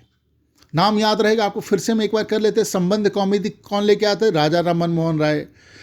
समाचार चंद्रिका कौन लेके आते? भवानी चरण बंदोपाध्याय, ठीक है। जामे जहांनामा कौन लेके आए थे? हरिहर दत्ता लेके आए थे। शमसुल अखबार कौन लेके आए थे? मुंशी हरसुख राय, ठीक है। इसी साल में, यानी कि 1822 में ही एक गुजराती न्यूज़पेपर भी उभर के आती है, द बॉम्बे समाचार, ठीक है। इसके फाउंडर कौन थे? फरदुंजी मर्जवान, ये पारसी होंगे, ठीक है। ये सब नाम याद रहना चाहिए आपको एग्जाम के मद्देनज़र। अब देखिएगा, इसी में नॉर्थ इंडिया में जो अभी तो हमने हिंदू में पढ़ लिया कि किस तरह से डिबेट स्टार्ट हुआ, कुछ सोशल रिफॉर्म के फेवर में, कुछ उसके अगेंस्ट में। उसी तरह से मुस्लिम में भी जो उलेमा थे, जो धार्मिक गुरु थे, ठीक है, वो बहुत ज़्यादा देखिए सोच में पड़ जाते हैं, ठीक है। एक तरफ तो काफ़ी डीपली एंग्सियस थे, क्योंकि जो मुस्लिम डायनेस्टी खत्म हुई थी वर्ल्ड वार के समय में, ठीक है। धीरे धीरे जो अंपायर थे, उसे यूरोप वाले धीरे धीरे आज़ादी पा रहे थे।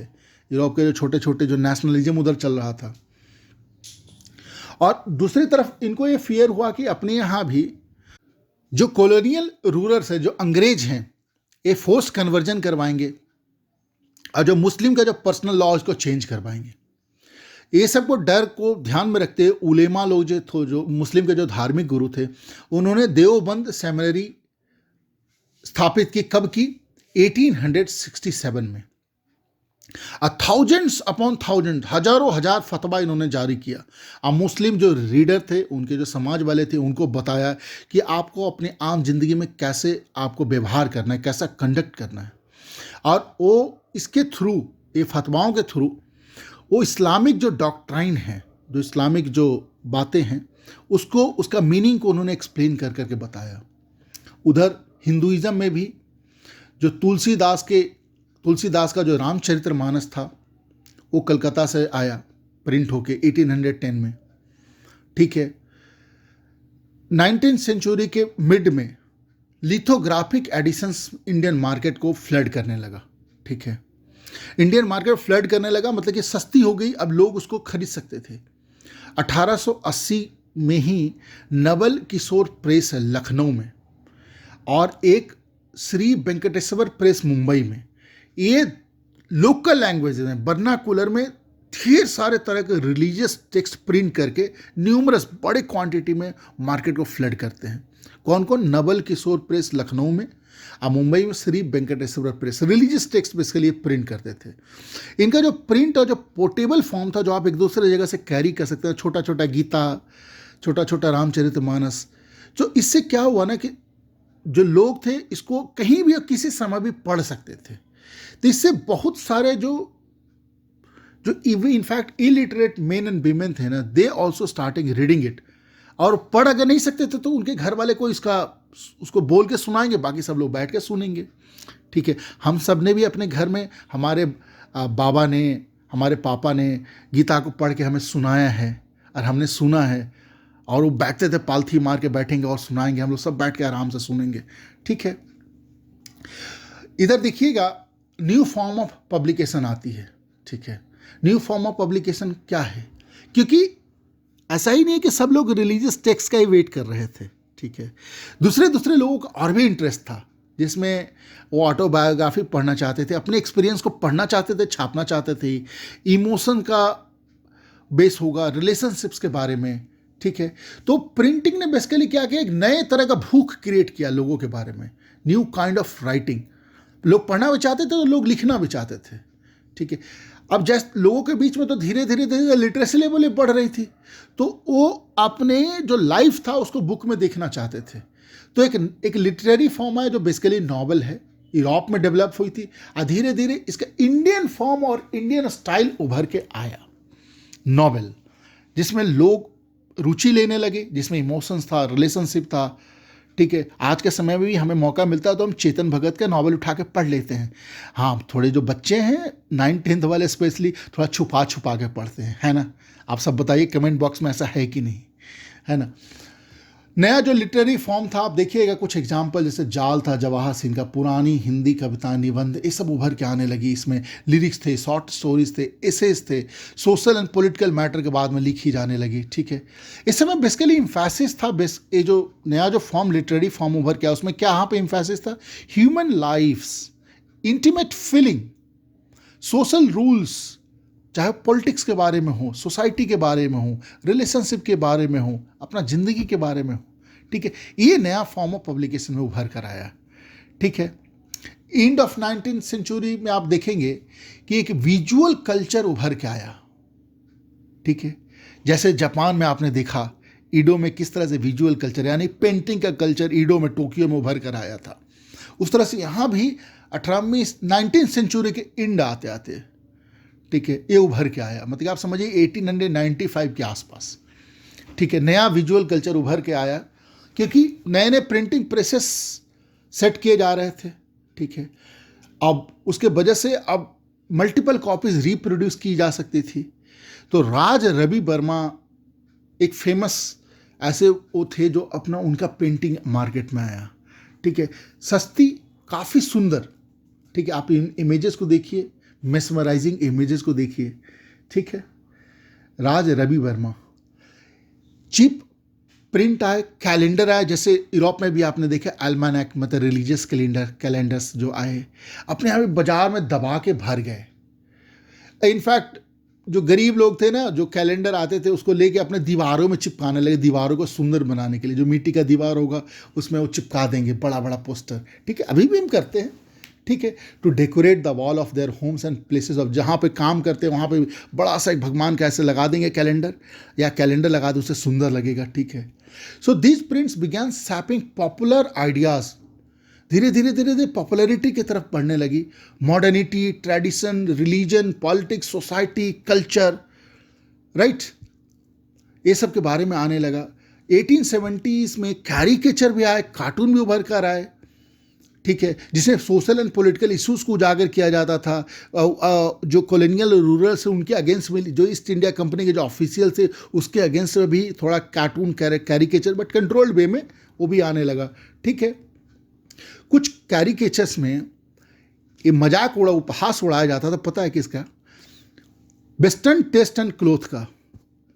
देखिए, जो कुर्ता धोती छोड़ के और जो सूट बूट पहनने लगे, ठीक है, और देसी वाला छोड़ के अंग्रेजी वाइन वगैरह पीने लगे, उनका मौक उड़ाया जाने लगा। ठीक है,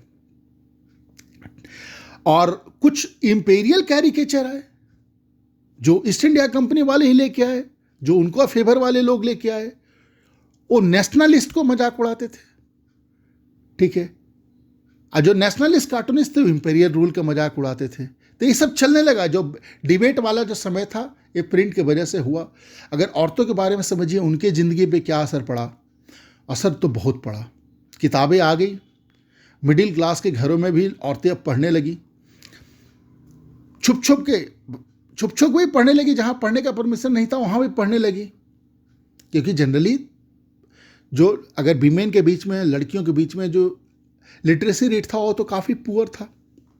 ठीक है, अब ये पढ़ने के वजह से जो हमारे ऑर्थोडॉक्स पंडित थे हिंदू में, इनके मन में डर समा गया। क्या डर समा गया? जो हमारे औरतें विधवा हो जाएंगी, उनको ऐसा डर आया। ठीक है, अब मुस्लिम जो उलेमा लोग थे उनके दिमाग में क्या डर आया कि जो पढ़ लेंगी हमारी लड़कियां या औरतें पढ़ेंगी ना, ये रोमांटिक नावल वगैरह, ये वो कैरेक्टरलेस बन जाएंगी। उनके दिमाग में डर आया और वो विद्रोह करने लगेंगी। हालांकि ऐसा नहीं है, उस समय औरतें भी उभर कर आई जो लिखी। एक नाम आप ध्यान में रखिएगा, रस सुंदरी देवी। रस सुंदरी देवी ने अमर जीवन नाम के एक फर्स्ट ऑटोबायोग्राफी पब्लिश किया, जो बंगाली लैंग्वेज का फर्स्ट ऑटोबायोग्राफी है, फुल लेंथ। उन्होंने अपनी पूरी जिंदगी को लिखा उसमें, फर्स्ट ऑटोबायोग्राफी इन बंगाली लैंग्वेज। क्या नाम है? अमर जीवन, मतलब हमारा जीवन। ठीक है, किसने लिखा था? रस सुंदरी देवी। कब आया था? ये 1876 में। ठीक है, इस तरह से एक लेडी थी, क्या इनका नाम था? कैलाश भासनी देवी। इन्होंने भी किताब लिखा और औरतों के एक्सपीरियंस को हाईलाइट किया। उन्होंने लिखा कि औरतों को किस तरह से घर में कैद करके रखा जाता है, अंधकार में रखा जाता है, इग्नोरेंस में रखा जाता है, और उनको डोमेस्टिक लेबर फोर्स किया जाता है करने के लिए। ठीक है, ये तो उनके साथ अनजस्टिस है, और उनको अनजस्टली उनको अपने ही घर में ट्रीट किया जाता है उनके साथ। औरतें और भी लिखी, ताराबाई सिंधे ने लिखा, पंडिता रमाबाई ने लिखा, बहुत सारे तरह की औरतों के फेवर में लिखा। एक तमिल नॉवल में एक औरत लिखती है कि बहुत तरह के रीजन के चलते, फॉर वेरियस रीजन, मेरी दुनिया छोटी है, माई वर्ल्ड इज स्मॉल, और जो मेरी जिंदगी की जो आधी से ज़्यादा खुशियाँ किताबों से आती है। सोचिए कितना उनके पास इंपॉर्टेंस था पढ़ने के लिए, बुक्स का कितना ही उनके पास इंपॉर्टेंस था। उर्दू, तमिल, बंगाली, मराठी प्रिंट कल्चर और डेवलप शुरू से हुई थी। हालांकि जो हिंदी प्रिंटिंग है थोड़ी देर से शुरू हुई थी, आप समझिएगा तो 1870 के बाद से ही शुरू हुई थी। परंतु एक इसका लार्ज सेगमेंट था, वो औरतों के एजुकेशन से लगा के लिखता था। They were devoted to the education of women. वो जो लार्ज सेक्शन था हिंदी प्रिंटिंग में, they discussed issues like women education, widowhood के बारे में लिखता था, विडो री मैरिज के बारे में इशू को उजागर करने लगा, नेशनल मूवमेंट के बारे में लिखने लगे।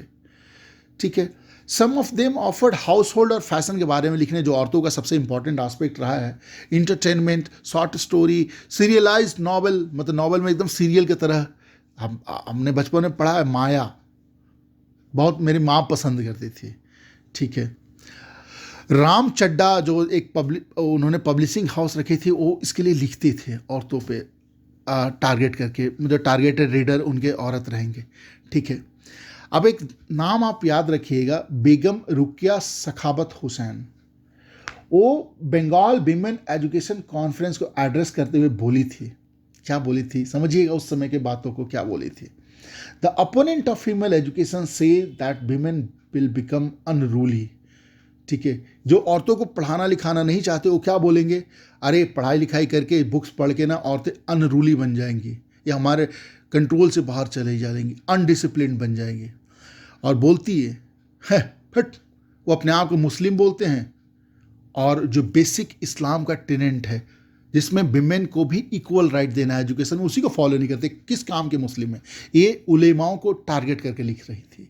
ठीक है, ठीक है, ये बोलती हैं कि अगर मर्द लोग पढ़ने लिखने के बाद जब एजुकेटेड बन जाए तो वो तो स्ट्रे नहीं होते, भटकते नहीं है, तो औरतें क्यों, आखिर औरतें क्यों भटकेंगी? ठीक है, बंगाल में एक सेंट्रल कलकत्ता का जो एरिया था उसमें बटाला एक जगह था। अब बटाला जगह उसका नाम क्यों था, एक बड़ी इंटरेस्टिंग स्टोरी है। ठीक है, आप सबने शायद कभी ध्यान नहीं दिया होगा। बटाले मतलब बट ब्रिज तो आप सब जानते हैं, बरगद का ब्रिज। ठीक है, और आलय शब्द बना है बटालय, बट आलय पेड़ के नीचे एक कल्चर चल पड़ा जहाँ पे पॉपुलर बुक्स प्रिंट होती थी और वहाँ पे बिकती थी। ठीक है, कल्चरल बुक, कुछ हालांकि कुछ उसमें से थोड़े ऑब्सीन भी होते थे, स्कैंडलस भी होते थे, बट बड़े चीप होते थे, ठीक है। और लोग इनफैक्ट अगर समाज से कुछ डरते थे, बड़े लोग भी छुप छुप के आके खरीद के लेके जाते थे, ठीक है। कुछ लोग आते थे वहाँ पे, पेडलर लोग साइकिल पे लगा के बुक्स की बेचेंगे बट ब्रिज के नीचे, तो एक फेमस जगह हो गया था, ठीक है। और एक उसके बाद कल्चर चल पड़ा वुड ब्लॉक प्रिंटिंग का, जिसमें इंडियन कपल को दिखला के, इमेजेस में देखिए राम चड्डा की एक वुड ब्लॉक प्रिंटिंग थी फेमस, ठीक है। किस तरह से दिखला रहे हैं कि जो एक मर्द है उसके ऊपर में उसकी औरत बैठी है, मजाक है, ठीक है। और अपने माँ को ना उसने रस्सी से बांध के आगे खींच के लेके जा रहा है। तो बेसिकली वो इस पेंटिंग के माध्यम से बता रहे हैं वेस्टर्न इम्पैक्ट हमारे सोसाइटी के ऊपर। और तो माँ बाप बस चलो बुढ़ा बुढ़ी हो गए, अब हमारे लिए औरत सब कुछ है। भैया हमें याद रखना है जिसने हमको पैदा किया है, जिसने हमें पाल पोस के कुछ काबिल बनाया है, वही तो हमारे लिए महान है, वही हमारे लिए इनफैक्ट देवी देवता है, ठीक है। कुछ वुडन पेंटिंग में क्या दिखलाया गया, वुड ब्लॉक प्रिंटिंग के माध्यम से क्या बनाया, इंडियन कपल को दिखलाया। इस इंडियन कपल को देखिए क्या है इस इमेज में, जो वाइफ है, वेस्टर्न कल्चर के इम्पैक्ट पे इसके लिए दिखलाया गया है। जो वाइफ है बैठ के गुड़गुड़ा पी रही, हुक्का पी रही है, और जो मर्द है वो वायलिन बजा रहा है, ठीक है। एक यूरोपियन कपल को दिखलाया गया। यूरोपियन कपल में क्या है, एकदम परफेक्ट तरीके से बैठ के इस लोग खाना खा रहे हैं, ठीक है, इंडियन स्टाइल में। मतलब यूरोपियन जो लोग हैं इंडियन कल्चर का फॉलो कर रहे हैं, दिखलाना चाह रहा है कि इंडियन जो लोग हैं वो यूरोपियन कल्चर का फॉलो कर रहे हैं। तो ये सब प्रिंट के माध्यम से बताया जाने लगा, ठीक है। उधर जो प्रिंट है गरीब लोगों तक भी पहुंचने लगा, बड़ी मात्रा में चीप बुक्स मार्केट में लेके आई जाने लगी। स्पेशली मद्रास टाउन में अगर आप एग्जाम्पल के रूप में देखें, वहाँ चौराहे पे बेचा जाने लगा कम प्राइस वाला बुक्स। और उससे क्या होता था, जो पुअर पीपल होंगे जो गांव से आएंगे शहर में उस दिन सामान वामान खरीदने के लिए, वो अपने साथ बुक लेके जाएंगे गांव में, ठीक है। पब्लिक लाइब्रेरी सेटअप की जाने लगी। और इनफैक्ट पब्लिक लाइब्रेरी सेटअप करना उस समय के जो जमींदार लोग थे, जो रिच लोग थे, उनके लिए एक प्रेस्टीज का बात था कि मेरे पास एक लाइब्रेरी है, उसमें इतनी तरह की किताबें हैं। उधर कई एक बुक आई। ज्योतिबा फुले ने 1871 में एक बुक लेके आया, गुलामगिरी, जिसमें जो गरीब लोग हैं, जो लोअर कास्ट वाले लोग हैं, उनको किस तरह सताया जाता है। ईवी रामास्वामी नायकर, ठीक है, बी आर अम्बेडकर, ये सब कास्ट डिस्क्रिमिनेशन के बारे में लिखने लगे। वो कास्ट के नाम पे जो चल रहा था, जो दबाया जा रहा था, सताया जा रहा था, उसके बारे में फोर्सफुली लिखने लगे। और बहुत सारे लोग उसको पूरे ऑल ओवर इंडिया पढ़ने लगे, ठीक है। Local protest movement and sect also created a lot of popular general, ठीक है। और इसमें ऐसा ही नहीं है, इंडियन स्क्रिप्चर जो थे उसको भी क्रिटिसाइज किया जाने लगा, ऐसा नहीं है। और उन्होंने एक फ्यूचर के बारे में लिखा, जो एक नई दुनिया वो बनाएंगे जिसमें कास्ट नाम का जो चीज़ रहेगा वो नहीं रहेगा। जैसे बी आर अम्बेडकर, उन्होंने लिखा था annihilation of total annihilation of caste, ठीक है। उधर देखिए वर्कर्स जो हैं, वर्कर्स जो फैक्ट्री में, वो भी जनरली उनके पास तो ज़्यादा एजुकेटेड तो थे नहीं, बट वो भी धीरे धीरे एजुकेशन बढ़ने लगा, वो अपने एक्सपीरियंस को लिखने लगे। जैसे एक काशी बाबा, कानपुर के एक मिल वर्कर थे, उन्होंने एक बुक को लिखा, आप याद रखिएगा, नाम भी याद रखिए किसने लिखा। काशी बाबा ने क्या लिखा, छोटे और बड़े का सवाल। कब लिखा, 1938 में काशी बाबा ने, ठीक है। कानपुर के मिल वर्कर ही एक और थे, ठीक है, उन्होंने पोयम लिखा। उनका नाम क्या था, नाम बदल के उन्होंने लिखा सुदर्शन चक्र। ये कब पब्लिश हो जाने लगी, 1935 से लेकर 1955 के बीच में। और ये सब मिल के कहाँ कलेक्ट हो गए, कहाँ आने लगे, सच्ची कविताएं। समझ में आया, सच्ची कविताएं। 1930 के आसपास बैंगलोर कॉटन मिल वर्कर ने मिलकर एक लाइब्रेरी सेटअप किया अपने आप को एजुकेट करने के लिए। सेम एग्जाम्पल मुंबई के मिल वर्कर ने भी किया, ठीक है। ये जो लाइब्रेरीज थे स्पॉन्सर किए जाने लगे बाय सोशल रिफॉर्मर, ठीक है। बेसिकली सोशल रिफॉर्मर इनके बीच में जाते थे, बोलते तुम लोग दारू वारू मत ज़्यादा पियो, अपना ड्रिंकिंग हैबिट को कम करो, और पढ़ना मिलना इससे बढ़िया पढ़ने लिखने लगो। इनको स्पॉन्सर किए, ठीक है, लाइब्रेरीज का पैसा दिए लाइब्रेरीज को सेटअप करने के लिए। And this actually created a platform to spread the message of nationalism, correct. अब हम समझते हैं हमारा आज का इस वीडियो का last topic, print and censorship. By 1978 जो कॉलोनियल रूल थी, they were not concern about censorship, उनको ज़्यादा मतलब नहीं था। 1798 तक ना ज़्यादा मतलब नहीं था, ठीक है, चल रहा था जो चल रहा था। बेसिकली क्या होता था, जो वो ध्यान देते थे इंग्लिश मैन पे, क्योंकि उनके दिमाग में एक बात तो था, अरे पढ़े लिखे कौन है, अंग्रेज लोग पढ़े लिखे हैं, तो बाकी से क्या मतलब है, इंडियन से क्या मतलब है, क्या आप लिख रहे हैं, क्या छाप रहे हैं। उनको मतलब था कि जो इंग्लिश मैन है, चाहे वो आयरिश वाले हों या इंग्लैंड वाले हों, अगर कंपनी का जो मिस रूल है, जैसे अभी हमने पढ़ा हिके, ठीक है, अगर इनके बारे में वो क्रिटिसाइज करें तो उन पे हमें एक्शन लेना है। ये उन पे वरीड थे, ठीक है। वो उन पे ध्यान देते जो इनको क्रिटिसाइज करते थे। इंग्लैंड में भी क्रिटिसाइज करते थे कि किस तरह से ट्रेड एंड मोनोपोली है, इस तरह से अगर कोई शिकायत करता तो उसको ये लोग कंट्रोल करते थे। इस तरह से 1823 में लाइसेंसिंग रेगुलेशन पहली बार उस समय का जो सुप्रीम कोर्ट था कलकत्ता का, वो लेके आया 1823 में। अब समझिए कि सेंसरशिप के दुनिया में सबसे पहला जो कदम था वहीं पे लिया गया, लाइसेंसिंग रेगुलेशन लाया गया 1823 में। बेसिकली इसमें क्या था कि आपको पब्लिश करने के पहले अगर आप पब्लिशर बनना चाहते हैं तो आपको गवर्नमेंट से एक लाइसेंस लेना पड़ेगा। गवर्नर जनरल के पास राइट रहेगा कि किसी का भी लाइसेंस कैंसिल कर सकता है। राजा राम मनमोहन राय ने इसको अपोज किया, और भी जो दूसरे इनलाइटेड जो इंडियन थे ना, उनके साथ मिलके इसको अपोज किया, कोर्ट में पिटीशन भी डाला, बोला ये सही नहीं है, हमें क्यों लाइसेंस लेना, और हमारा लाइसेंस गवर्नर जनरल ऐसे कैसे ख़त्म कर देंगे। हालांकि कोर्ट ने इनके बातों को डिसमिस कर दिया, बोला ऐसा नहीं है, ख़त्म कर सकता है। परंतु फिर लोग और इसके लिए वोकल होने लगे, लोग और बोलने लगे तो गलत है, गलत है। लास्ट में इनकी बातों को समझकर, जो एक तरह से समझिए कि वो सारे सुधारों को सपोर्ट करते थे, जी Governor General Lord William Bentinck, ठीक है, वो सपोर्ट करते हैं और बोलते हैं कि थॉमस मैकुले जो उनके जो ऑफिसर थे उनको बोलते हैं कि भैया थोड़ा लिबरेशन का देखो, ठीक है। और प्रेस एक्ट ऑफ इंडिया 1835 आता है जिसमें थोड़ी आज़ादी दी जाती है, परंतु इसको कंप्लीटली इम्प्लीमेंट नहीं किया गया। इसके पहले बेंटिंग चले गए इंग्लैंड वापस, इम्प्लीमेंट तो हो नहीं पाया। तो उनके बाद जो गवर्नर जनरल थे उनका नाम क्या था, मेटकाफ आते हैं और वो लेके आते हैं मेटकाफ प्रेस एक्ट 1835। इसीलिए आप ध्यान रखिएगा, जो गवर्नर जनरल मेटकाफ थे ना, इनको मुक्तिदाता बोला जाता है, प्रेस का मुक्तिदाता। जो लाइसेंसिंग रेगुलेशन लगाई थी सुप्रीम कोर्ट ने, ये कंप्लीटली ख़त्म करते हैं 1835 में। शुरुआत करते हैं इसके governor general Bentinck through Thomas Macaulay, परंतु इसको कंप्लीट जो रूप देते कौन देते हैं, मेटकाफे। इसलिए मेटकाफे को प्रेस का मुक्तिदाता मतलब फ्रीडम इन्होंने दिलवाया, ठीक है। हालांकि उसके बाद Lord Lytton vernacular press act लेके आता है 1878 में, जो बहुत ही ज़्यादा रिस्ट्रिक्टिव थी। Basically it was modelled on Irish press law, जिसमें आयरलैंड और ब्रिटेन के बीच में चल रहा था। तो उसमें जो आयरलैंड का जो प्रेस था उसको किस तरह दबाया जाता था, उसी पे मॉडल करके लॉर्ड लिटन लेके आया, ठीक है। इसमें बहुत ज़्यादा एक्सेसिव राइट दिया गया गवर्नमेंट को किसी चीज़ को सेंसर करने के लिए, ठीक है। वे नहीं छपेगा तो नहीं छपेगा।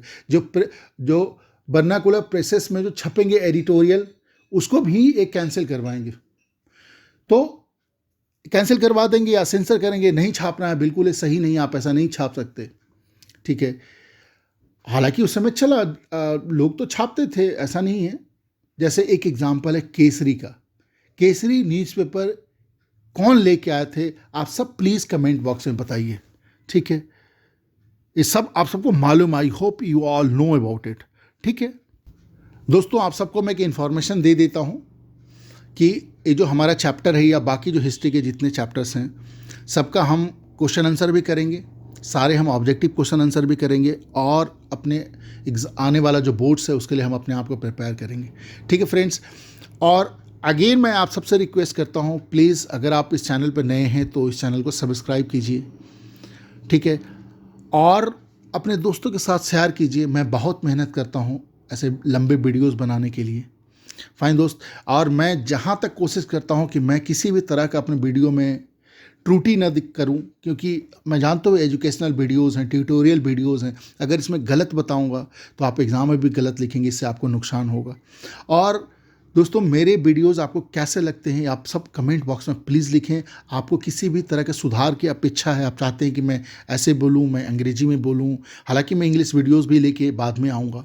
ठीक है दोस्तों, तो आप सबसे इसी रिक्वेस्ट के साथ कि अगर आप नए हैं तो सब्सक्राइब कीजिए इस चैनल को। आप सबसे लेता हूँ मैं विदा। चलिए, बाय बाय, सी यू।